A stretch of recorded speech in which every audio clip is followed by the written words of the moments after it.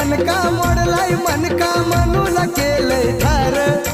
अशी देखणी हाती लेखणी लकलकती तलवार माझ्या भीमान माय केलं सफा सफवार माझ्या भीमान